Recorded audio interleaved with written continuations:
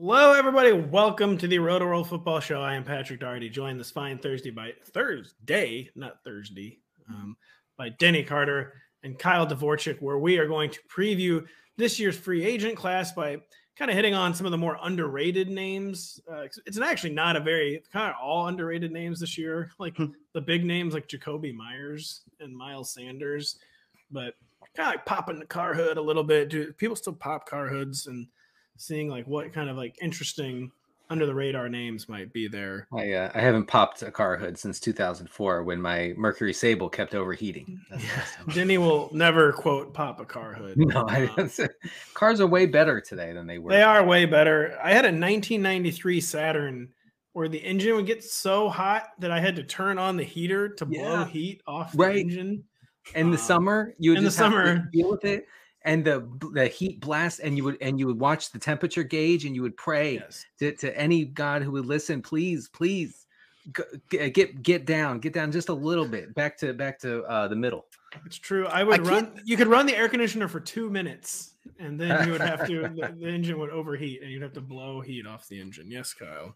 I can't say I'm really like nostalgic for this type of thing, or like, the nostalgia of like, oh, things used to be so cool in the 80s is like something millennials say, even though they weren't alive in the 80s, right? I can't say this is part of your guys' life that I think is cool, and that's, you guys not getting to like have cell phones in your life till you're older, that probably is cool and probably good for you to some degree. The part about this weird mechanical things going on with your car, I'm not nostalgic for that part of the thing. I never lived through. I did recently have a car problem where another car was stuck in my car. The two of them were conjoined. Oh my God. They hit each other really hard. Really? Are you okay? That's when he died. I'm fine. Came back to life. Part of the appeal of new cars is that they're not made of paper. They don't just squish up and squish the people in them. It took everything my Volkswagen had. Rest in peace. But I don't know. I won't say it saved my life. It wasn't a high speed collision, but it hung in there to its dying pump of diesel. Oh man. We're all glad to hear you're alive. And yeah, my 1993 Saturn would have crumbled like a backboard that like Shaq had just dunked on if it had ever gotten hit. And Denny, what's the worst car you ever had? I had a really, really bad. I had a car worse than a 93 Saturn, actually. So I had a couple. So my dad actually has been a used car wholesaler my entire life. Oh my gosh. So you've seen some things. Cars. I've had some cars. I've seen some things. And my first car was now please stick with me here. Okay. Cause it doesn't sound as snotty and bratty as it originally will sound. My first car was a 1991 Lexus ES250. Okay. And it was basically a Camry with Lexus insignia on it. Okay? And I got it with 160,000 miles on it. Yeah. I've never had a car with fewer than that on it. So this was 2000. I got a 90-year-old car, but lots of miles. And this thing broke down immediately. I'm talking like within a week, I'm on the side of the road. The thing is just, the smoke's just pouring out from the thing. So, my dad replaces it with another Lexus ES250. Cars catch on fire a lot less frequently than they used to. That's another thing Zoomers want. It used to be fairly frequent. Just be driving down the highway and there'd be like a car fire on the shoulder and a bunch of people just like standing around. Yeah. Well, hope that car doesn't explode. And I've got, if you'd like to relate one more car story and we can get on to whatever this like football nonsense we got to talk about is, I bought like a really old SUV, like a 90s SUV off of my grandma because it had I needed to like tow things with it. Basically I needed a roof rack and space in the back to like travel or whatever, and this car was a piece of garbage. It was falling apart. Just it was a Trailblazer, like a 90s Trailblazer, big green beast of a car. And I knew something wasn't right. It smelled toasty inside, and it's cold outside. I lived in Ohio. It smelled burny, carbon setting on fire.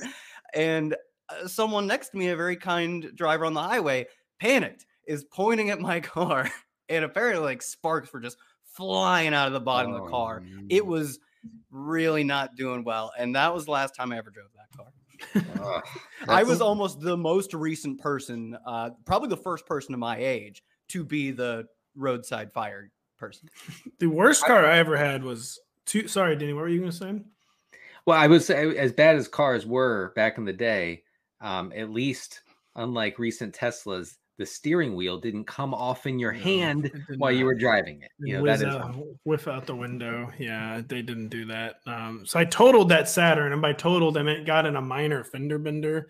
But the car was such a piece of junk that like basically any repair totaled it. So I totaled it, and then needed a car pretty badly. I was a senior in high school, and for $500 in the fall of 2004, I bought a 1986 Crown Victoria, which Kyle Pride is. No do you even know what a Crown Vic is, Kyle? I only know if you would have named any other car from that era, I wouldn't. But I know of a Crown Vic as the cop car. That's all I'll ever understand it to be. So you were driving around a cop car when you were 18? I was driving around or a Crown taxis, Vic. right? Taxis were taxis Crown Vics too? Maybe. I was driving around a Crown Vic that it didn't lock. The radio kind of worked, but you had to pound on the dashboard to get. Well, it didn't lock because it didn't lock because they thought no one would steal from a cop car. So the car didn't lock, and one day I came out into the parking lot, and the doors were just wide open. Like, all right, well, someone finally broke in my car, but I knew I kept nothing of value in it, obviously. And it's like they kept it open. It's like kept my car nice and clean because there was just nothing worth stealing. And I think I've already told this story in the pod, but people were like, would marvel at the car. And one day after school, I had a bunch of guys, a bunch of gearhead type people had we got to see inside the engine of your car. And I had never opened the hood before, obviously. And I popped the hood, and there was just duct tape everywhere inside the engine. I'm like, oh, that's good. Yeah. And I didn't care. I just moved on and didn't think about it. And to summarize, we have not popped the hood since. No, we have never popped the hood. I will never, quote, pop the hood to my car. We will go under the hood of this year's free agent class, guys. We're going to quarterback, starting with quarterback, where we couldn't decide who to talk about. Andy Dalton was vetoed.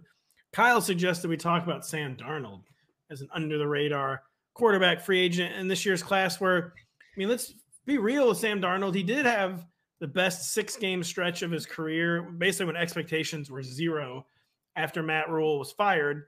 But the best 6-game stretch of his career still involved 7 touchdowns and completing fewer than 60% of his passes.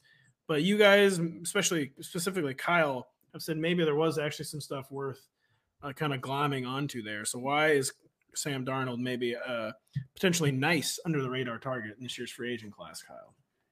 Yeah, I don't think at this point we'll ever see him be anything more than a backup. Maybe a bridge guy. Maybe he can sort of push to be that because he played like a bridge plus guy.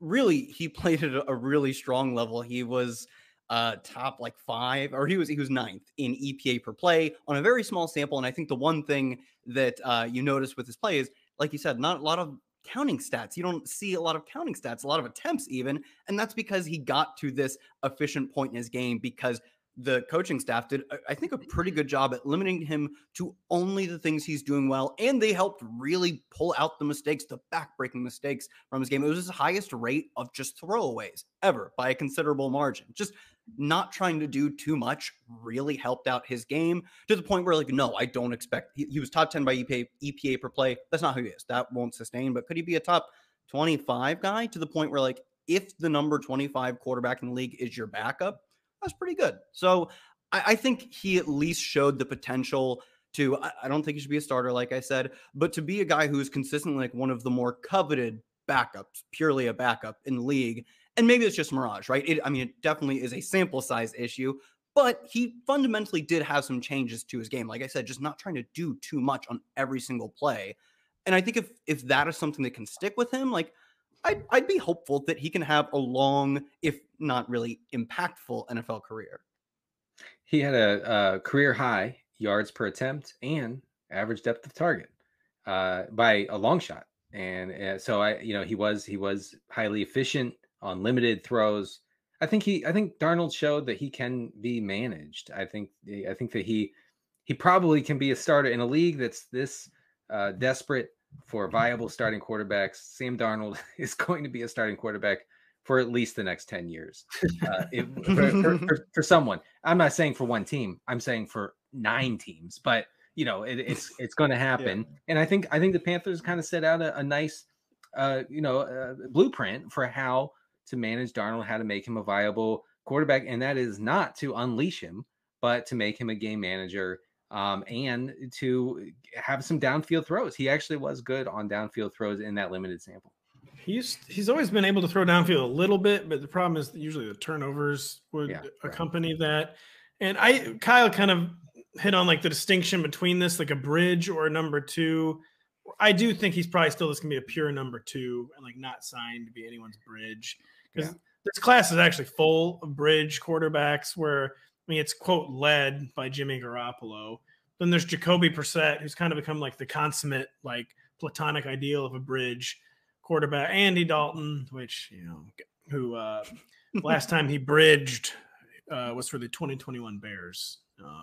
Didn't go too well. QB1. That's right. I forgot about the tweet. I will quote never bridge for the Chicago Bears.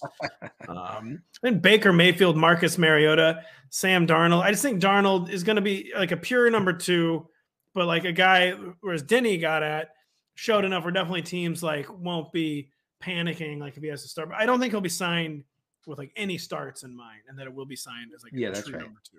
That's right. I will say, if I had to choose between Sam Darnold and Baker Mayfield, I'm choosing Darnold 100 times out of 100. I mean, Mayfield was atrocious. He was atrocious. He was dead last in EPA per play and completion percentage over expected. But it was with the Panthers, and then it was with the Rams, who had no weapons. And he did look a little better with the Rams. Like he played as the first ever good offensive coordinator in Sean McVay. I think I would probably take one more squeeze of the Mayfield.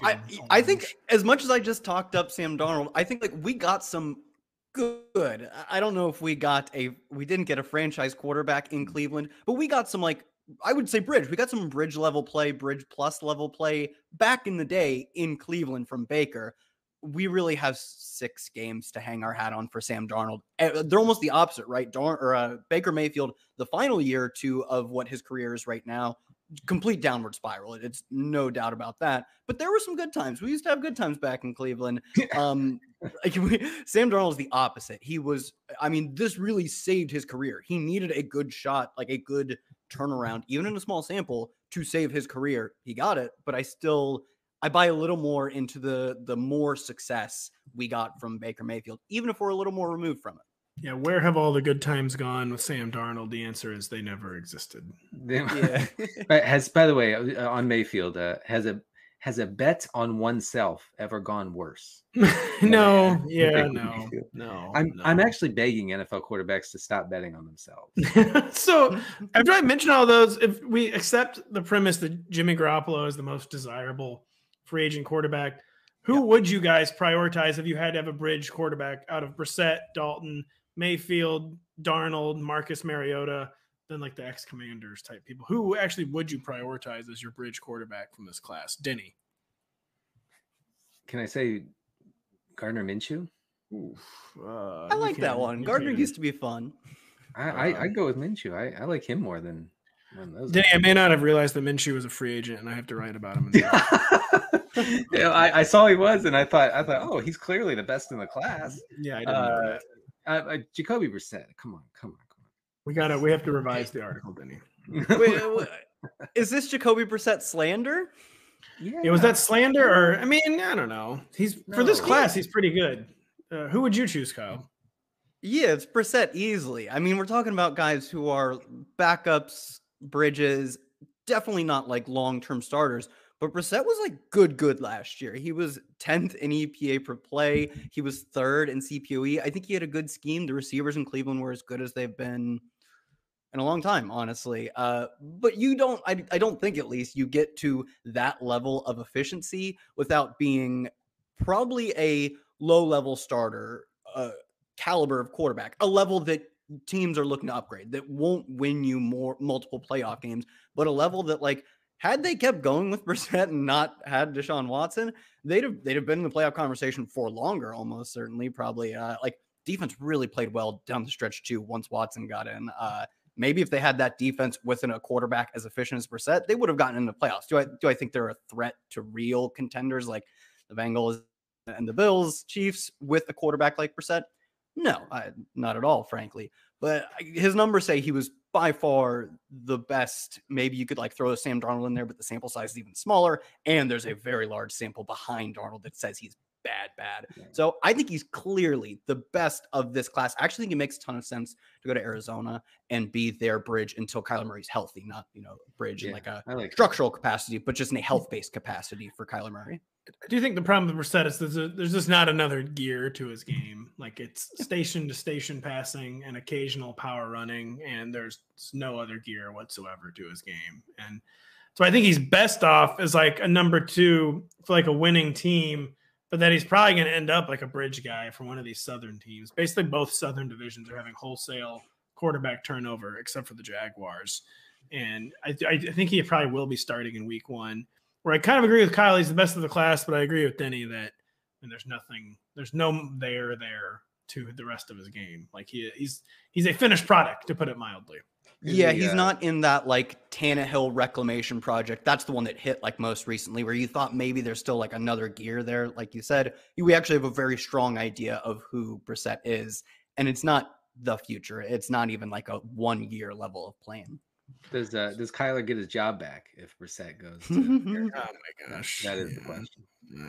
He does get his job back, so it's not a very intriguing quarterback class. Slightly better running back class, even without Tony Pollard, even without Saquon Barkley. The top names: Miles Sanders, David Montgomery. So we're already getting Damian Harris, Deontay Foreman. That's the first guy I want to talk about is Deontay Foreman, who basically completed one of the more miraculous comebacks in NFL history last season. Yeah. He keyed the Panthers' rushing attack, and he did so like placing near the top of a lot of advanced metrics.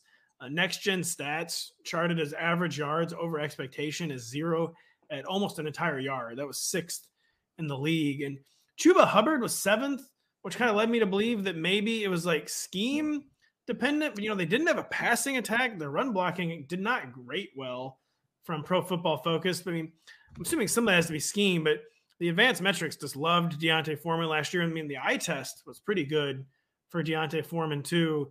And do you guys think maybe Deontay Foreman could be like a sneaky like starting candidate coming in off the open market, Denny Carter?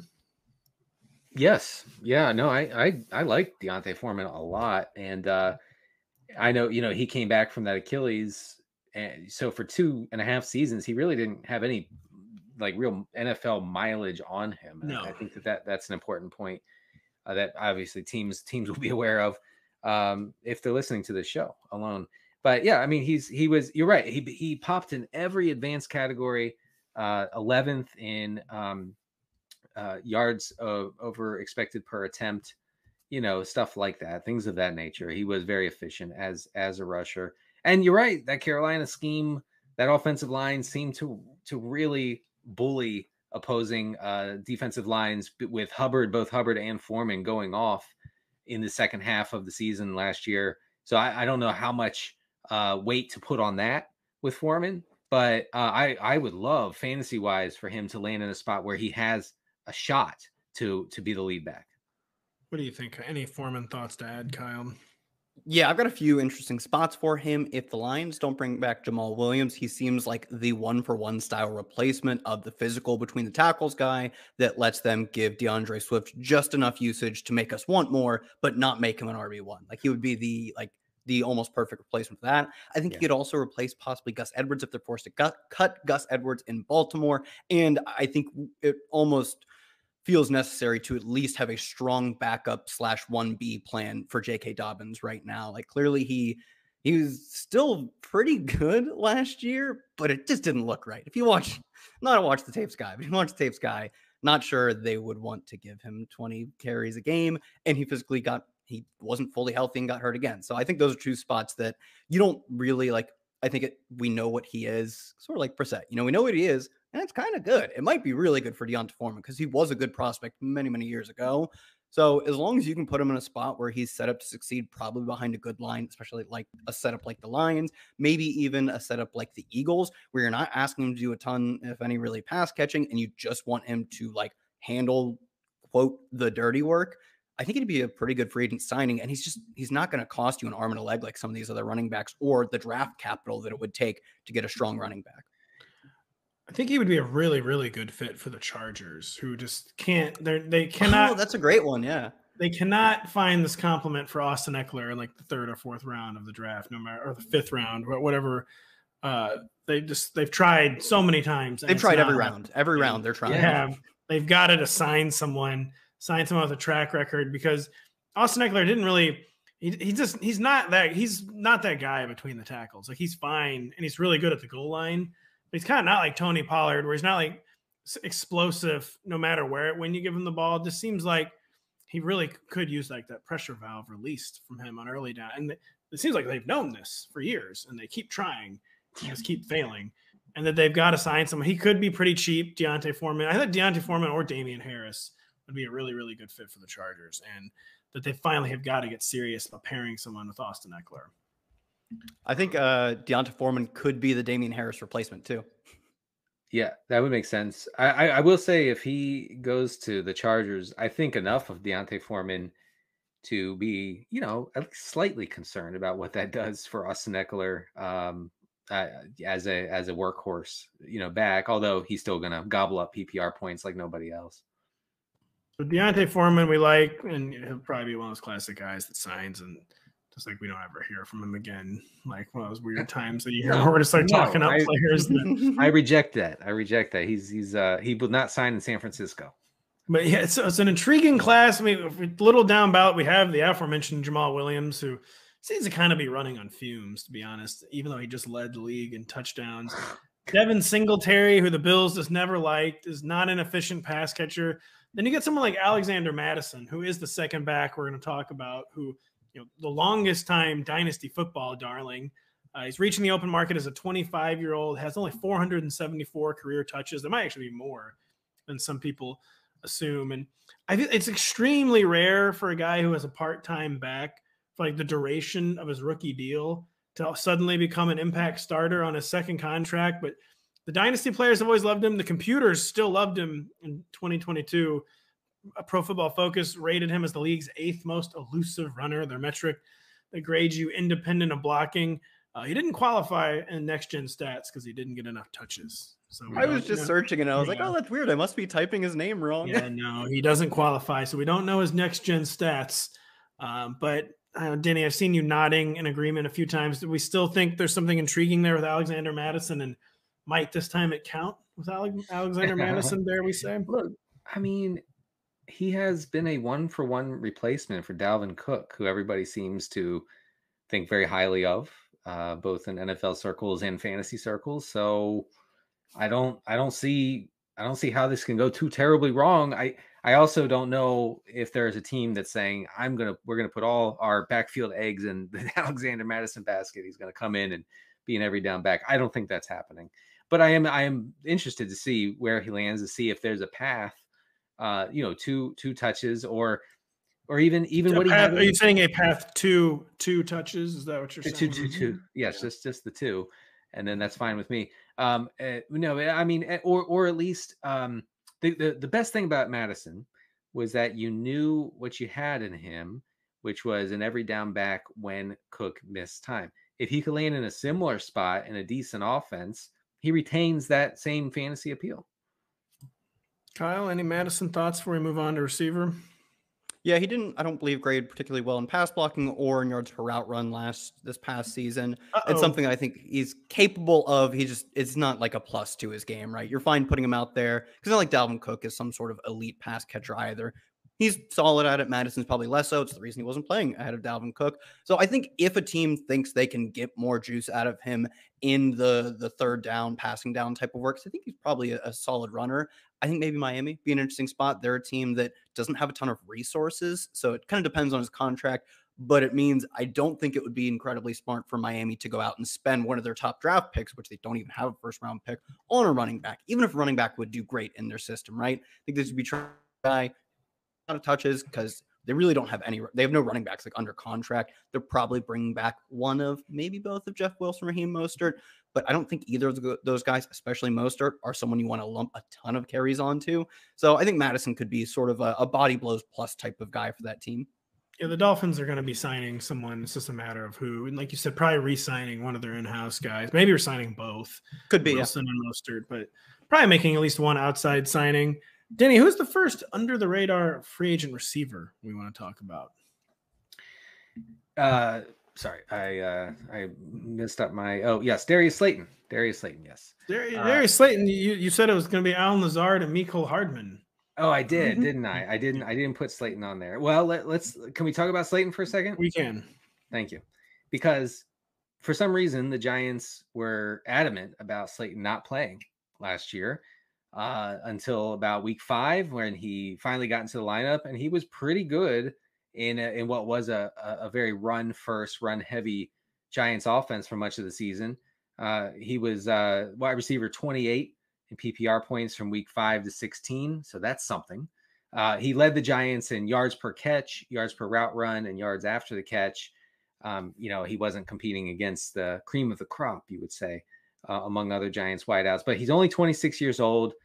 I think as a field stretcher, as something of a downfield threat, he could easily be a wide receiver 2 in a good offense. As long as he gets to an offense that throws a little more than the Giants were throwing, which was as little as possible really last year.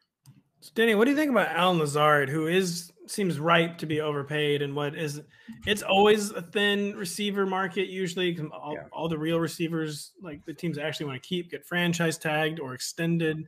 Alan Lazard is someone who has a lot of experience, a lot of catches for his career. You think Alan Lazard though might actually be a worthy target in this receiver class? I think I think he's going to get probably a pretty hefty contract, one that's going to make us raise an eyebrow, maybe both eyebrows. We'll see how big the contract is. I will never quote raise an eyebrow. I will raise an eyebrow because here's the thing: coaches love Alan Lazard, and apparently, according to NBC Sports Matthew Berry, they really NFL front offices also love Alan Lazard. You can look that up on our site, NBCSportsEdge.com, for that piece. But he is probably just a guy. I was looking and researching the piece that we're going to have on the site, previewing fantasy or previewing free agency. I was looking for something to show me that he was more than just a guy, and I don't think so. Yards per route run against both zone and man coverage, he was outside the top 40 last year. But hey, I'm done laughing at wide receiver contracts after Zay Jones made us all look foolish last year. He did. Any counterpoints to Alan Lazard, Kyle, or just a guy? He's just a guy. He was like outside the top 50 receivers in yards per out run last year. He still had Aaron Rodgers, and he had no competition for targets until Christian Watson, who took what did it take, like 9 weeks for him to really get an even part-time role. That was his biggest competition for targets, and he just couldn't really be an efficient player on a per snap basis. One interesting, it's almost like trivia facts about his game, as he has led all receivers in inline snaps in back-to-back-to-back seasons. That screams Tennessee Titan to me. Yes, he has that dog. He is a willing and able blocker, and that's probably why coaches just love this guy, right? And he's a team leader. He's going to go out there. He's going to block for you when you gain 4 yards on first down, and that's what teams care about a lot. Whether he's going to be a fantasy force, I think it depends on the landing spot. But you're right, Kyle. That sounds to me like a Tennessee Titan receiver. Denny, what about Mecole Hardman, who's polarizing the entire duration of his rookie contract?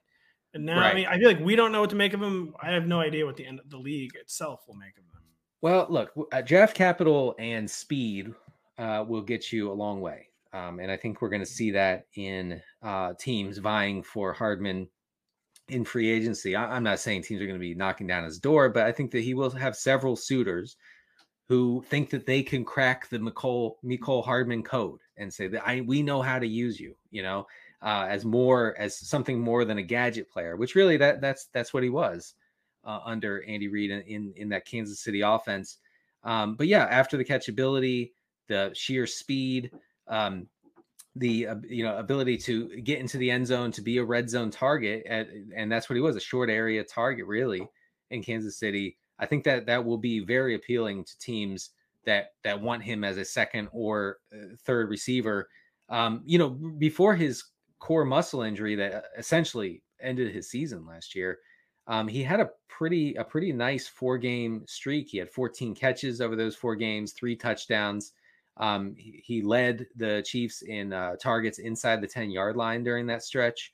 You know, I do think that you can use him. You can use him as something more than a guy who just takes reverses down the field. You know, like a gadgety player. I think he can be more than that. Yeah, I'm dubious on him being like anything. I don't know. I'm not sure he can be much more than like a really good gadget player, because like Andy Reid, the smartest offensive mind of my time, one of the smartest in history, for the most part, was like, this guy, jet sweeps. He's the jet sweep boy. That's what he does. And if Andy Reid thinks that of him and can't get him a ton more targets than that, or a ton more touches than that, I'm dubious that probably a lesser coach, most coaches are lesser coaches than Andy Reid, could get a ton more out of him. But also they've had some pretty, like, when he was their number 2 receiver, that was probably a role a little too big for him. And then at points he was trying to take on the number 1 receiver role because of their lack of receiver talent. Yeah. I think maybe if you put him in the 3rd chair in a receiver room, that actually would maybe accentuate his talents more. Yeah, like you said, he's definitely going to command a contract because he just has like physical traits that you cannot find in free agency right now, or ever really. Because free agency is like, if receivers are making it to market, it's usually because the team has seen them and said they're past their prime, they didn't pan out, we don't want them. But at least he has physical attributes that probably no one else on the open market is going to have. I don't know, maybe he could be like, he'd be an interesting like 3rd upgrade over Quez Watkins to be like the Eagles' 3rd receiver, something like that.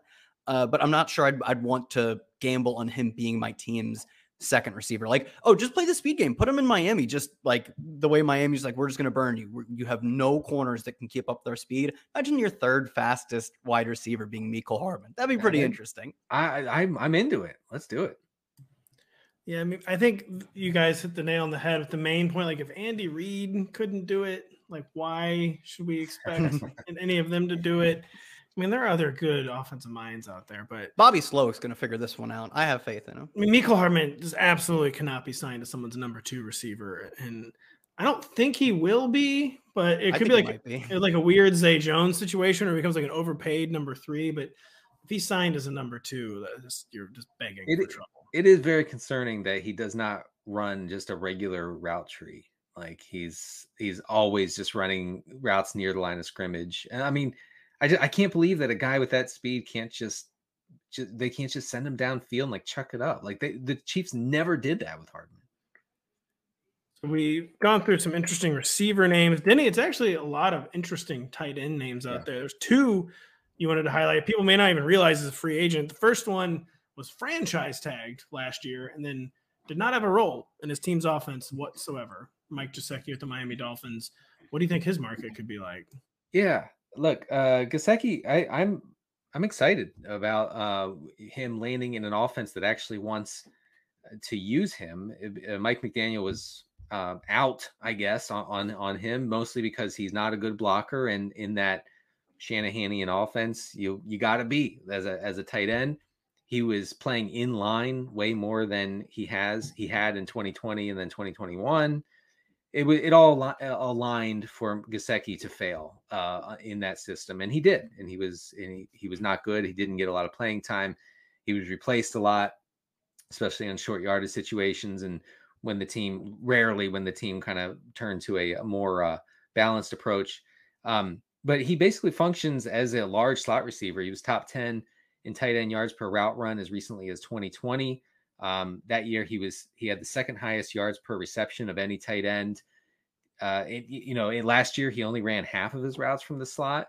That's way down from his 70% slot rate that he had in previous seasons. So I think an offensive coordinator that recognizes what he does well and how he can be used as a big slot guy, I think that he could thrive if given a full complement of routes, which he hasn't had in quite some time. But athletically, he is an absolute freak of nature. He's a Vernon Davis level athletic freak as far as tight ends go. So I desperately want him to land somewhere where they will use him correctly. Where do you think that somewhere could be? Where do you want Mike Gesicki to end up? Yeah, I mean, I think teams that are going to be looking for starting pass catching tight ends would include the Lions, Rams, Seahawks, Well, I mean, maybe not so much the Rams because they still have Higbee, but Giants, Jets, Bengals, Cowboys, Commanders, Texans. It would be awesome, I think, if Gesicki landed in Cincinnati. I think that would be exciting. Ooh, that's a really, really interesting the field stretching Bengals tight end role previously held by CJ Uzomah and Hayden Hurst. Right? Yeah. I mean, put him in. Yes, put him in there. Yes, let's go. De facto receiver Mike Gesicki. Kyle, what do you think about Mike Gesicki? Yeah, I think like for his, I don't think about him that often, honestly, but for his skill set, I think a team like the Bengals. I mean, that every time you look at a mock draft, the team that lands or the player in a, if you are mocking a first round tight end to the Bengals, that guy has their dynasty stock in your head just go to the moon, because you can just imagine how much receiving production, how little attention defenses are going to be able to pay onto that player in this really strong passing game. Like, it would be great. It'd be great for Gesicki's career. And I think he is a really good pass catcher. He's so athletic. Like, he does so much after the catch. He's just limited. And I think that'd be okay in the Bengals offense. I think it'd probably be fine for the Cowboys too, especially given the prowess of their offensive line. You don't need, like, Dalton Schultz didn't have to be and wasn't an elite blocker last year. I think if they were to replace Dalton Schultz with more of a pure pass catcher, but probably a better pure pass catcher in Mike Gesicki, that could be really interesting. And they need more receiving, even if it's like technically tight end. He's basically a big receiver. When he's used correctly, he's just a big receiver. They need that. They just need more receiving talent, even if it doesn't come at receiver and it comes at tight end. Denny, the other name you mentioned was Irv Smith, who's basically the Alexander Mattison of tight end prospects. Right. Also, another Viking. He's had, unlike Alexander Mattison, he's had a lot of injury issues, Irv Smith, where he's not going back to Minnesota. They made that clear when they traded for TJ Hawkinson that they had moved on from Irv Smith. Unlike running backs and second contracts, it's actually like kind of a common trope for tight ends to leave their rookie contract team and to suddenly blossom on their second contract. A lot of times it's because they get stuck behind, like, say, a better blocker, or it's a really tough position to learn. There's a pretty long history of tight ends thriving on their second deal with new teams. I take it you think maybe Irv Smith could be one of those players. Yeah, I mean, I think as a fantasy community, we have largely forgotten about and or written off Irv Smith, and he's still pretty young, and the Vikings were ready to move on, which is, fine. TJ Hawkinson was a monster when he came to Minnesota last year, so there's really no reason for them to pay up to keep Irv Smith. He demonstrated in his return to the lineup. Remember, he missed all of 2021 with an ACL injury. In his return to the lineup, he demonstrated an ability to command targets. He saw a target on 23% of his routes, which is pretty strong for a tight end. The opportunities were limited and the sample was small, but I do think that that's a good sign. Like Gesicki, I'm hoping, that I guess that he lands somewhere where they use him more from the slot. They didn't really do that. The Vikings did not really do that last year, but in 2019, when he had a little bit of a breakout, caught 39 of 49 targets for 350 yards and 2 touchdowns, he had a 37% slot rate. So assuming he's all the way back from his injury, let's get him back in the slot. He's only 6'2". He's a very small tight end where he's kind of he's like kind of like in that pure pass catching mold, which is what we like in fantasy. Yeah, and he's apparently not a good blocker, which we also like. Oh, we love that. And he's seriously, he's only 24 years old. He does not turn 25 until August, so it will be his age 25 season. And Kyle, are you still bullish, or is this one of those times where, like, we just need to give up the ghost on someone we had in Dynasty for way too long? It's probably that. It's probably the latter. He's been just so little production, and he is such a specific player that, like, so many spots he lands at, a team gets a cheap bullet on him, and it doesn't work out because if they have expectations that he's more than just a thick receiver, they're going to be disappointed, and he's not going to get much playing time. So I think probably, I thought it'd be a really interesting prospect, but I think probably at this point it's time to give it up. Maybe an interesting thought would be like Green Bay, just let him replace the Robert Tonyan pass catching and let Josiah DeGuara be the H-back blocker he was born to be. And that team, like I've previously mentioned, it's just one that they just need bodies to catch passes with. So that would be maybe an interesting spot. You just have to look at places where they already have someone who's going to go out and handle all the blocking duties, because he's just not going to do that. I feel like the tight end names are almost more intriguing than the receiver names, but that's also almost always a fallacy. Tight end is like the easiest position to get hyped about people that end up then going and doing absolutely nothing. Yeah, every year we say tight end is deep, and guess what? Every year it's not deep. There's only two guys that matter. Yeah, quite literally every year. Yeah, there might be down to one soon. Travis Kelce's getting very old, and Mark Andrews doesn't even have a quarterback. Not currently. Not currently. So we've talked about free agency. We're going to talk about the combine a little bit when we get back. Denny and I touched on it a little bit on Monday with the quarterback class. Kyle's going to lay some running back receiver knowledge on us right after this. New MLB season, new rules, new stars. So pair it with the Rotoworld draft guide. Get all the player profiles, rankings, and projections you need to hit your draft out of the park. Go to NBCSportsEdge.com/draft guide and use promo code PENNANT25 to save 25% at checkout. That is promo code PENNANT25 to save 25% at checkout. And don't forget, download the Rotoworld app to receive breaking player news all season long. Stay ahead of the competition by favoriting players in your roster. Get the latest injury updates, player news, and much more delivered right to your phone. It is available in your app store today. Today is Thursday. That is when the Rotoworld Baseball Mock Draft goes live on YouTube Thursday evening at 8 p.m. Eastern. I took part with DJ Short, Matthew Poliot, George Bissell, lots of big-time guests like Andy Barron, Scott Pianowski, Jen Piacenti, Howard Bender. I'm leaving some people out. We had a really, really good crew take part in our Rotoworld Baseball Mock Draft. Check it out on our YouTube channel. Now check out on our YouTube channel or a podcast where you're listening to our discussion on the Combine. And Kyle, I feel it says the first thing you want to talk about from the Combine was, sorry to take this note wasn't meant for the air. It just said all these receivers are tiny. So tell us about the very, very, very tiny wide receiver Combine draft class. Yeah, boy, them receivers be little in this class. I mean, if you look at, it's true. A lot of I still think like deserving-ish first-round picks, especially with the way like receiver is going. I don't think these guys would be first-round picks. A lot of them, not all of them, but I think some of them would be day 2 picks in previous draft classes or even in previous environments of the NFL. But when you look at the contracts these veterans are getting, they are absurd. So even if it cost you a first-round pick, you're probably still saving in your overall resources, even if you quote reach to get one of these receivers. But the only like X outside alpha type of guy we get that looks like an even like reasonable chance to go in the first round is going to be Quentin Johnston. He's not massive. He's tall, 6'3", he's only 208. He had extremely good like burst metrics. He didn't run the 40, which I thought was a little concerning because I thought he kind of crushed the 40, frankly. He looks like a dude who can burn. But the fact that he didn't run it, maybe he's more of just the jump ball type of guy. He doesn't have that top end speed. And after that, the size of the class in terms of the guys who have any shot at going in the first round. Of course, if you look deep enough, you'll find big guys. But in terms of the guys who are high day 2 or day 1, Jackson Smith-Njigba, 6'1", just shy of 200. He'll probably play mostly in the slot. I mean, he had good yards per route run on the outside. It's just a limited sample, but I think it's fair to say he'll play mostly in the slot. And of the slot guys, which is all of this class, he's the biggest by a considerable margin. Like Zay Flowers, Josh Downs, Jalen Hyatt, Jordan Addison were all 182 pounds or lighter. Hyatt was the tallest among them at 6 foot, except he's like all of them. He's extremely thin.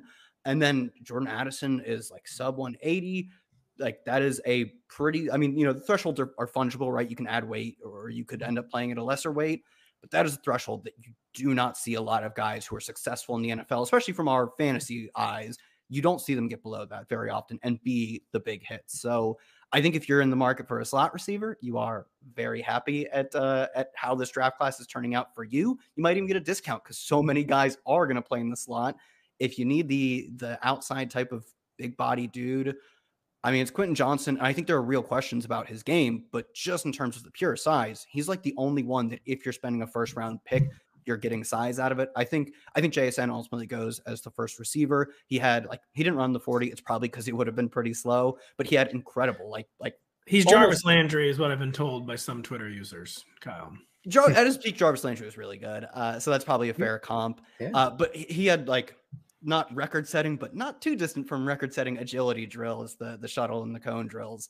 And that's what we expect from his game. And I kind of think there's some value to when a player's either their tape lines up with their stats line up with the combine, the way they're used in the NFL lines up. Really good point. Like if those things align, it makes projecting success a lot easier. And I don't really care too much that I'm kind of projecting him for a slow 40. Guys who don't run the 40 probably are doing it because they're under what they think they should be for like NFL standards. Denny and I ran the 40 at the Super Bowl. How'd that go? What you guys end up running? Curious. You guys get under 5? We were wearing business clothes. Yeah, we have had numbers. We don't really want to talk about it there were numbers at the time. It's like with JSN. Who needs 40 schmorty? The agility drills are really where I think you guys would shine too. I mean, isn't there evidence that that 40 times are overemphasized in evaluating players?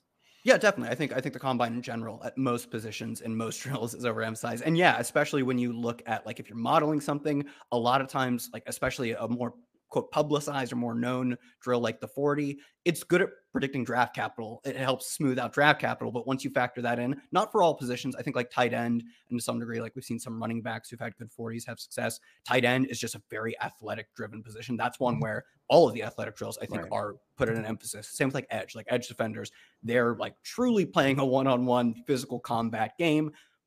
All of their athletic measures to a degree mean a lot more than I think receiver. It's a little more fungible, still important, but it's probably more about clearing thresholds of like, I don't know if you guys remember this guy, Daugherty Wilson. He had the word run in his name and ran like a 4.7 something at receiver. Like 40 for receiver is probably more about profiling what they're going to be and eliminating the non-NFL caliber athletes. So no problem with JSN not running the 40, which to me says he's probably kind of slow for a receiver because his athletically, he is projecting to win in the way that he previously won. Guys who are as shifty on their feet as he is should be incredible route runners, should be able to get separation. You'll never guess what he did in college. He was a great route runner. He needed great separation. So even if I think he's probably slow for NFL receiver standards, the combine was a huge win for him, even still. So I think he probably separates as the one in this class. The only way that I think it really turns out differently is if a team really just places an emphasis on the size and the burst ability of Quentin Johnston, which like we've seen it in past, like Henry Ruggs. He was the first receiver taken in his class, right? Like I don't think he had the best. I mean, I'm pretty sure he didn't have the best profile of any of those guys, but he had a skill set that was so much different. Like you just couldn't find that kind of speed. So if you wanted speed, you took him first. And that could be Quentin Johnston, right? If you want size, he has to be your guy in this class. I think that really comes down to one team sort of stepping out of line with where the market sees things, though. I think JSN, great combine for what we expected, should be the number one. And I think he's like the slam dunk dynasty receiver one in this class. Any receiver thoughts to add or? Well, I will say that the size of the receivers in this draft class confirm my priors about the future of the NFL, which is that in the future, aka like this year, starting this year, every receiver is going to be the same height and weight and have an ADOT of 6. Like the future of the NFL is a bunch of 5'9", 180-pound guys running button hooks and gaining 7 yards at a time. That's it. Like teams, so many defenses are playing the shell, two safeties over the top. It's not going to be fun anymore. It's just going to be a bunch of checkdowns to small, fast dudes. That's the future. Until the inevitable correction occurs, and then all of a sudden the 6'4" guys are really valuable again in like 5. But you're absolutely correct. It's been trending that way for years and years now, and they're becoming like a really, really. I mean, like now, like when a really good outside receiver, like we spent all last spring poking holes in Drake London's game. Like, I don't know, he's not small and shifty. He has to use his giant body to catch the ball. Is that even possible in the NFL? And then it was quite possible. I mean, people are going to look back at like Mike Evans and be like, how did that guy play in the NFL? I like the idea of like the receivers get smaller, shiftier, so all the corners get smaller. Then all of a sudden, like one dude who is projected to be like an NBA prospect decides to play football 15 years down the road. And it's like a sci-fi concept that a 6'5" dude is playing wide receiver and he just mosses all of these guys who are my size. I like this sort of fiction universe you've written. We just predicted the future, folks. We did. And speaking of the fiction universe, these tight ends are now all like cyborg freaks. And something Denny and I were talking about, something Kyle has some of the facts on, we're just blowing up the relative athletic score known as, how did you say it? RAS or do you say RAS? I say RAS. I don't know. I don't know why you'd have that many syllables to it. Call it RAS. The RAS dominators, Zach Kuntz, Luke Musgrave, Darnell Washington, guys just blowing up the athleticism metrics at tight end. I've heard people claim there could be 4 first-round tight ends, which that's the case. This is an atrocious draft class. 4 tight ends are going in the first round. Truly atrocious draft class. But Kyle, tell us a little about these athletic tight ends. Yeah, I was like pretty set on the line being 1.5 tight ends taken. And I was kind of leaning towards 1. Like, you should, if that were a line, you'd bet the under before the combine. I mean, we got truly, I think one easy one is that, like, I had, like, I think the consensus was kind of loosely that Michael Mayer was going to be the first tight end. Now it's wide open, but it's not because he fell back. He had, like, I think roughly like an 8 or so relative athletic score, which is fine. That's like where you need to be as a criteria, probably a little bit ahead of it. But we got we got the best RAS score of all time. This data goes back to, I think, 1987. Obviously, it's a little spotty, measuring changes, and not all these guys do all the drills. But he's like the best athlete, one of the best athletes we've ever seen. Zach Kuntz, he literally the number 1 score in RAS all time. But then we got the number 7 and the number 11 score in Luke Musgrave and Darnell Washington. I think Washington, because, so if you don't know, Washington played at Georgia. They have Brock Bowers, who like already won, what's the tight end? The Mackey Award, already won the Mackey Award, and is not coming out yet. He still has to play at least one more year. Imagine not knowing what the Mackey Award was called. I mean, unbelievable. Denny would never, ever forget the name of the tight end award. I remember all the awards because I always tried to get them all on like NCAA 13 or whatever. Speaking of NCAA, wow, Kyle is old enough to remember NCAA. He's that just really dinged your Zoomer credentials. Yeah. I was 5 or 6 years old playing those games. My hands barely fit around the big old PlayStation controllers.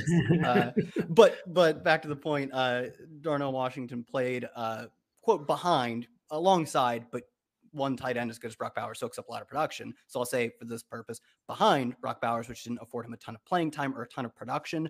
But I don't know if you guys saw the drill of him pushing the sled. Dude, another one where I'm not a film guy. I understand RAS because it's a number and it has percentile ranks and it's compositing. Easy for me to understand. I can also understand watching him push the sled and the cut-ups of the rest of the tight ends where, like, this dude, one, he's just big, but he is, and scouts have confirmed, unsurprisingly, a beast of a blocker, but an underrated pass catcher just because there wasn't as much of an opportunity for him to be his team's number 1 receiver as a tight end. He probably could have been that at a lot of other schools. So I think he put himself almost 100% because of his size, blocking, receiving combination into the first round as well. So that's like one right there. Mayer could be another one. And then like I said, I think Kuntz being the most athletic tight end ever gives him a shot as well. I think he's like a day 2 guy, but yeah, 3 is a perfectly reasonable number that 2 weeks ago, I would have said that is highly unlikely. Sled pushing Twitter was lit up. They were good for them. You don't hear much from sled pushing Twitter. No, they're not a very active group. They got their spot in the sun. I'm happy. They only have the one day, it's just like hand size Twitter. Hand size Twitter has the one day with the hand measurements, and you say, "Oh my God, this quarterback has 10.5-inch hands. Get him in. I want my team." Yeah, no, I'm happy for them. By the way, this Washington sounds to me a little bit the way that people saw Gronk coming out of college as like a massive but a massive blocker, primarily, and turned out to be pretty good at catching the ball. It's just interesting that we're 2 years into the Kyle Pitts experiment of like the most freakishly athletic tight end you'll ever see, and then just not ever catching passes. And now all of a sudden entire planes are headed to the Pitts assembly line. And I'm not saying Pitts is a bust yet, because we know there's been some extenuating circumstances with Kyle Pitts and the Falcons, but it seems like, an interesting time for the league too. I guess you maybe just get big receivers instead of trying to find like cyborg tight ends, because clearly you want some size on the field and some catch radius on the field. Mm-hmm. Maybe just draft the people who are actually like trained to catch the ball instead of the blockers. I don't know, but what do you know? Yeah, I actually, what do I know? So I don't know anything about tight ends, just to be honest. So why would you? It's not a real position. We're trying to get it out of fantasy. So yeah, no, for real, it is terrible position for man. Free Kyle Pitts, man. Hey, this might help. Look, we've talked about so much of the decline in the tight end position. Where like last year, Kittle wasn't as productive as we're used to. Mark Andrews wasn't as productive as we're used to. It was Travis Kelce or bust by a hilarious margin. None of these guys are going to be Travis Kelce, but it could give us a lot of fun, like in a year or two, maybe even this year, a lot of like really interesting options in the way that hasn't like, it's kind of worked out to where who all was in like the David Njoku, Evan Ingram, was OJ Howard in that class as well, if I remember correctly? Like that sort of, I don't want to say like small, but that sort of just a few extra guys into the pool that you need that sort of juice of life in the position. Hope this looks like a give it. This should be a good class. The juice of life. That's always good to have that. That's a good term. We love the juice of life. We love our Rotoworld Football Show, but it's over. Check out. So Denny and I are going to have a companion piece to this podcast with our free agent. What's it called? Preview. No. What's the more fancy word for primer? We're funneling free agents. I think is what Denny called it. The free agency primer should be live by the time you're listening to this. Maybe not if you're listening to it early Thursday evening. We're going to have it out by Friday, though. Break down all the main skill positions. Check out Kyle's ongoing team preview series. Extremely good stuff. Off-season preview, I should say. Yeah. Extremely good stuff. Comprehensive stuff from Kyle. That's been live on the site every day. So check that out. Keep listening to the show. We'll be back next week breaking down what the craziest off-season week of the entire year with free agency going. The period where you can legally tamper begins on Monday. I should probably rename it. It's the dumbest name in sports. It is so dumb. Yeah, the legal tampering period. That begins Monday. We'll be podcasting all week. We will be blurbing all week. For Denny Carter, for Kyle Dovrchak, I'm Patrick Daugherty. Thank you for listening. We will be back later. Hey, it's Matthew Berry from NBC Sports and Rotoworld.com. Just want to thank you so much for watching what you just watched, or at least being too lazy to click out of it after the autoplay just kept it going. So either way, thank you so much for just letting it scroll by your screen. And now I'd like to ask you respectfully, please subscribe to the NFL on NBC YouTube channel for the latest NFL news, fantasy headlines from Rotoworld, and betting analysis from NBC Sports Edge.